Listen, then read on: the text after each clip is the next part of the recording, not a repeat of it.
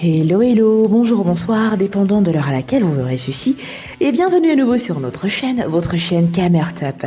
En espérant que vous vous portez bien et surtout que vous êtes d'humeur à parler une fois de plus de football camerounais, venez avec nous voir pourquoi est-ce que le Cameroun serait lourdement sanctionné par la FIFA.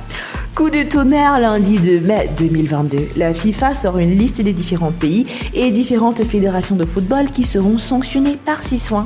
Le Cameroun y figure et voici les raisons pour lesquelles. Après l'Algérie, la Fédération internationale de football Association FIFA sanctionne à son tour le Cameroun. Le pays d'Alliance indomptable a été frappé d'une amende de 1000 francs suisses, soit près de 6 400 000 francs CFA. La nation quintuple championne d'Afrique est sanctionnée pour cause de défaillance relevée dans le protocole sécuritaire qui entourait la rencontre Cameroun-Côte d'Ivoire le 16 novembre 2021 lors des éliminatoires de la Coupe du Monde 2022.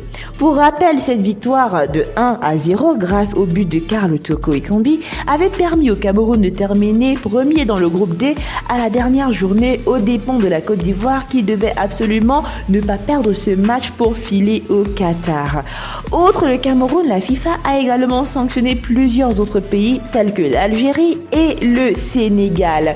En effet, après la victoire face à la Côte d'Ivoire au complexe de Japoma, le terrain avait été envahi par les supporters des Lions indomptables. Si on peut comprendre cette explosion de joie qui qualifiait le Cameroun pour les barrages du Mondial 2022, reste que la FIFA estime que des dispositions sécuritaires auraient dû être prises pour éviter ce débordement.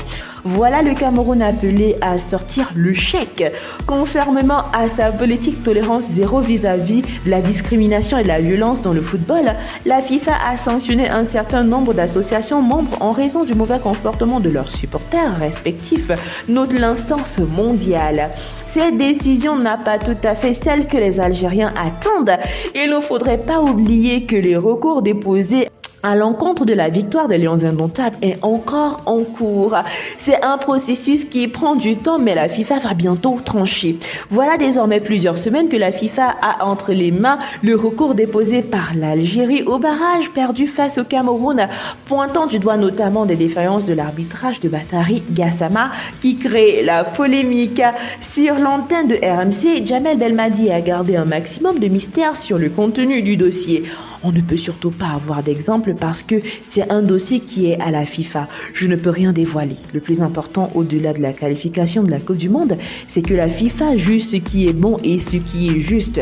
Mais le plus important, c'est ce qu'on l'on prenne en compte, ce que l'on a dit. Que ce soit pour l'Algérie ou non, Aliou Cissé qualifie, dit l'arbitrage est un gros problème, mais qu'il ne peut pas trop en parler à cause de sa fédération.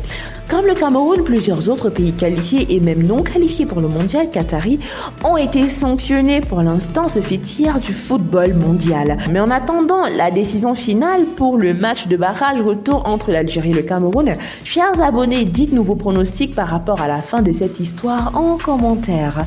Nous voici arrivés à la fin de cette vidéo en espérant que vous avez aimé son contenu. N'oubliez pas de liker et de partager et surtout de laisser vos avis en commentaire.